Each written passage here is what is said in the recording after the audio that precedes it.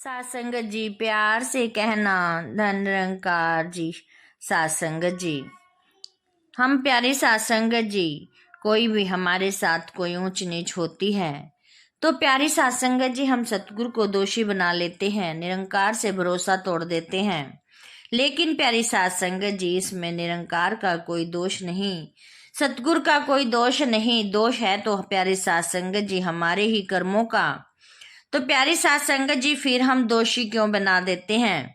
ऐसे ही प्यारी साथ संगत जी, कुछ ही दिनों की पहले की बात है कि प्यारी साथ संगत जी, आप जी ने भी सुना होगा कि भूकंप आया था। तो प्यारी साथ संगत जी, ये सच्ची घटना है। नेपाल में प्यारी साथ संगत जी भूकंप आया। कुछ प्यारी साथ संगत जी वहां पर 4-5 लोग आपस में इकट्ठे बैठे थे। प्यारी साथ संगत जी वो उसके बारे में चर्चा कर रहे थे। उन्हें नास्तिक कह लो या वो भगवान के अन्याय पर चर्चा कर रहे थे। एक व्यक्ति बोला, भगवान कितना निर्दयी है, उसे तनिक भी दया नहीं आती। भूकंप से कई लोग घर से बेघर हो गए हैं, कितने ही लोग भूकंप में मर गए हैं, कितने ही बच्चे अनाथ हो गए हैं, कितने ही अपंग हो गए हैं, कितने लोग अस्पतालों में पड़े कष्ट सहते हैं। इतने में दूसरा व्यक्ति बोला, भगवान बड़ा ही पक्षपाती है, दुष्टों को अमीर बना देता है और सज्जनों को गरीब। ये भगवान मेरी तो समझ से बाहर है। इतने में तीसरा व्यक्ति बोला, भाई इस संसार में भगवान नाम की चीज ही नहीं है, जो हो रहा है सब गलत हो रहा है। इतने में चौथा बोला, सही कहते हो भाई, किंतु हमारे शास्त्रों कहते हैं कि भगवान है, जिसकी दया से यह सृष्टि चल रही है। साथ संगत जी, उसने कहा, मुझे तो लगता है भगवान होगा भी तो अमीरों के पास ही होगा। इसी तरह उन चारों की बातचीत चल रही थी कि पास में एक सच्चे महात्मा बैठे थे, उनकी सारी बातें सुन रहे थे। वह उन चारों दोस्तों के पास आए और बोले कि भाइयों, मैं तुम्हारी बातें बहुत देर से सुन रहा था, चलो आओ मेरे साथ, आप सभी को एक अजूबा दिखाना है। सभी आश्चर्य से उस महात्मा के साथ चल दिए। महात्मा जी सभी को खेतों की ओर ले गए और 2 खेतों के बीचों बीच जाकर खड़े हो गए। एक तरफ फूलों की खेती और दूसरी तरफ थी तंबाकू की खेती। वो महात्मा जी बोले कि देखो भाई, यह धरती भी कैसा अन्याय करती है। एक फसल से खुशबू आ रही है और दूसरी फसल से बदबू आ रही है। उसके पास खड़े वह चारों दोस्त बोले, नहीं श्रीमान जी, यह दोष धरती का नहीं, उसमें तो बोए गए बीज का है। जहां फूलों के बीज बोए गए वहां से खुशबू आ रही है और जहां तंबाकू के बीज बोए गए वहां से बदबू आ रही है। इसमें धरती का क्या दोष है? धरती का काम तो सिर्फ देना है, इसीलिए धरती को देश देना उचित नहीं है। तो प्यारी साथ संगत जी, इसी परमात्मा जी बड़े विनम्र भाव से बोले, जी आपका कहना 100% सही है, धरती को दोष देना हमारी मूर्खता है, किंतु मुझे यह बताइए कि भगवान के संसार रूपी खेत में भगवान को दोषी ठहराना कहाँ की समझदारी है, जो आप भगवान को अन्यायी और पक्षपाती कह रहे थे। मनुष्य जैसे कर्मों के बीज अपने जीवन में बोएगा, उसको वैसा ही फल प्राप्त होता है, वैसी ही उसकी फसल होगी।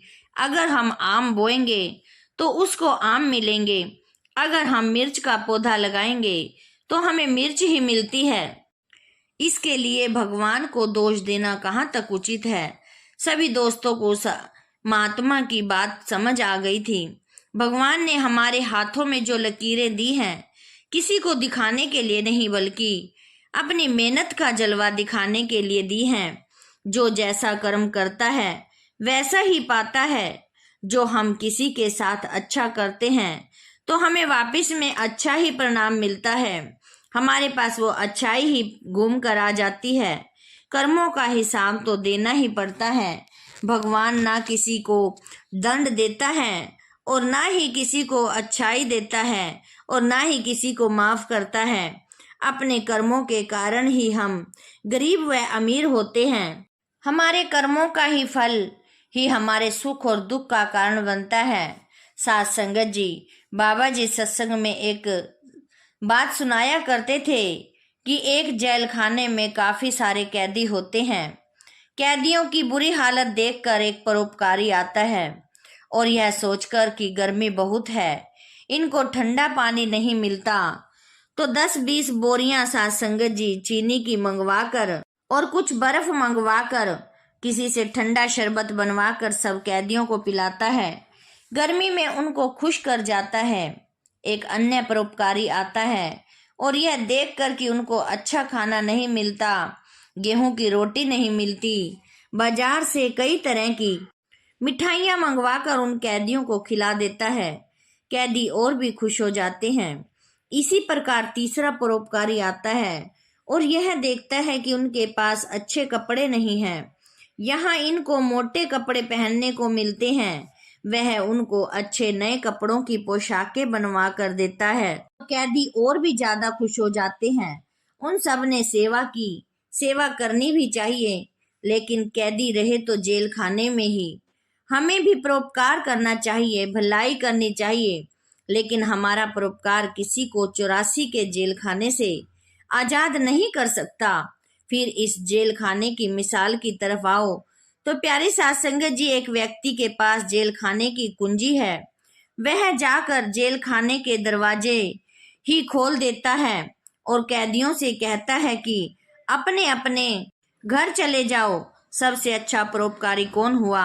आप खुद ही सोच सकते हैं कि जिसने सब कैदियों को आजाद कर दिया।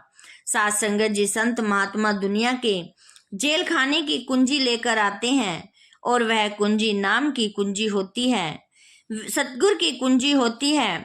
वह सबको ज्ञान देकर सिमरन करने का तरीका बताते हैं और उनका कहना मानते हैं, वह भव से पार हो जाता है। जो नहीं मानता वह 84 के चक्कर में लगा रहता है। यह सब हमारे हाथ में है कि हमें अपने बाबा जी का कहना मानना चाहिए और उनके कहे अनुसार प्यारी साथ संगत जी सेवा सिमरन सत्संग करना चाहिए। साथ संगत जी, यही हमें इन शिक्षा मिलती है कि हमें कैसे अपने सतगुरु के वचनों पर चलकर हम अपने जीवन को कैसे संवार सकते हैं, वरना तो प्यारी साथ संगत जी हम कैदी बनकर ही रह जाएंगे। साथ संगत जी, सेवा भाव हमें इन उनसे करना चाहिए कि ये ना सोचें कि प्यारी साथ संगत जी कोई गरीब है या अमीर है। साथ संगत जी, हमें सेवा बढ़ चढ़ कर तहे दिल से करनी चाहिए। उसी में प्यारी साथ संगत जी हमारी भलाई हो सकती है। उसी से ही प्यारी साथ संगत जी हमारे सतगुरु खुश हो सकते हैं। आओ प्यारी साथ संगत जी, दासी को भी यही सुमत बख्शना, यही प्यारी साथ संगत जी आशीर्वाद देना कि दासी भी प्यारी साथ संगत जी बाबा जी के वचनों पर चलकर अपना जीवन व्यतीत कर पाए। प्यारी साथ संगत जी, दासी के इस चैनल को भी सब्सक्राइब जरूर कर देना ताकि प्यारी साथ संगत जी दासी आपसे जुड़ी रहे। साथ संगत जी, प्यार से कहना, धन निरंकार जी।